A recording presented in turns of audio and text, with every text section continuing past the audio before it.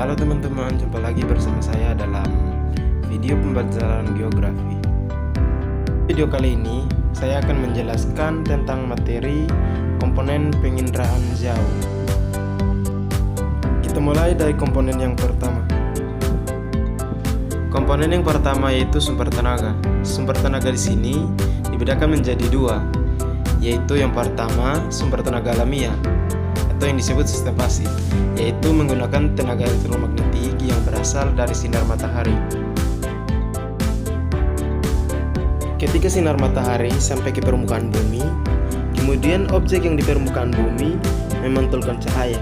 Selanjutnya direkam dan jadilah sebuah citra foto. Contoh dari satelit yang memiliki sistem pasif ini ada Aqua, Landsat 8, Planetscope, Worldview, Pleiades, dan Sentinel-2. Sumber tenaga berikutnya adalah sumber tenaga buatan atau biasa disebut dengan istilah sistem aktif, yaitu menggunakan tenaga buatan berupa gelombang mikro yang dipancarkan oleh alat perekam. Seperti pada gambar, bisa dilihat alat perekam atau satelit di sini memancarkan gelombang, kemudian dipantulkan oleh objek yang ada di permukaan bumi, dan kemudian direkam kembali oleh satelit tersebut. Beberapa contoh satelit yang sistemnya aktif ada Sentinel-1, Radarsat-2, ISAI-X1, Tandem-X, dan ALOS-2.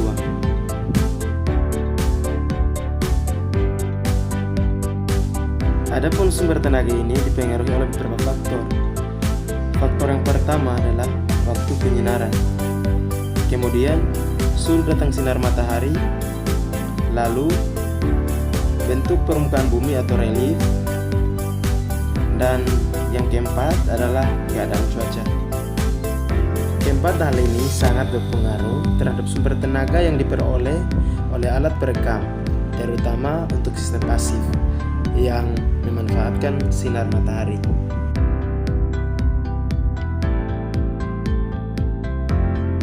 Komponen berikutnya adalah atmosfer.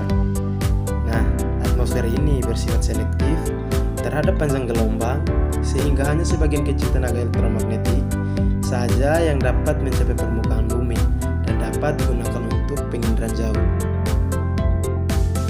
Sinar matahari yang dapat menembus ke permukaan bumi melalui atmosfer di bagian yang disebut dengan istilah jendela atmosfer.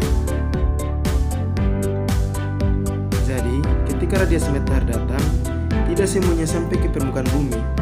Ada yang dihamburkan di atmosfer, ada yang diserap oleh awan, dan hanya sebagian kecil yang sampai ke permukaan bumi.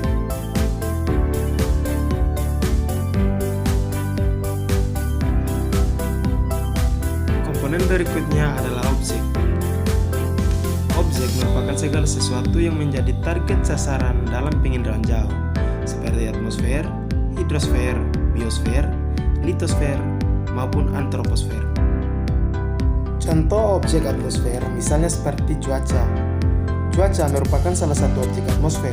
Seperti kalian lihat pada gambar, ini adalah sebuah hurricane yang terjadi di Samudra Atlantik. Itu bisa diamati melalui penginderaan jauh.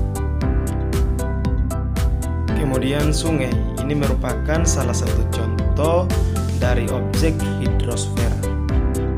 Lalu ada hutan, merupakan contoh dari objek biosfer. Lalu ada litosfer, contohnya gunung api, dan antroposfer, contohnya daerah perkotaan. Semua ini bisa diamati melalui penginderaan jauh dan merupakan objek-objek yang di permukaan bumi yang kita bisa analisis secara lebih mendalam melalui penginderaan jauh. Komponen berikutnya adalah sensor. Apa itu sensor? Sensor merupakan alat untuk menerima atau merekam tenaga yang datang dari objek di permukaan bumi. Kemampuan sensor untuk menyajikan gambaran objek terkecil yang disebut resolusi spasial.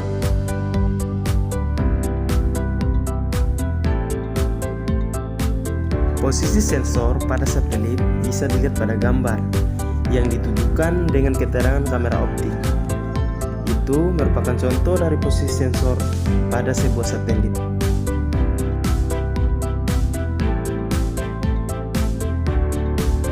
Komponen berikutnya adalah wahana.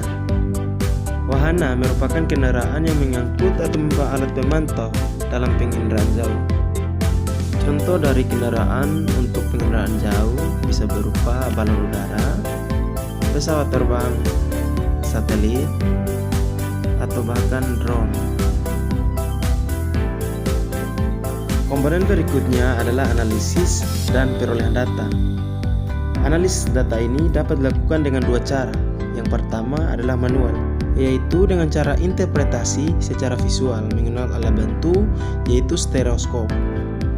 Analisis yang kedua adalah analisis numerik atau digital, yaitu dengan menggunakan komputer melalui penggunaan software khusus untuk penginderaan jauh.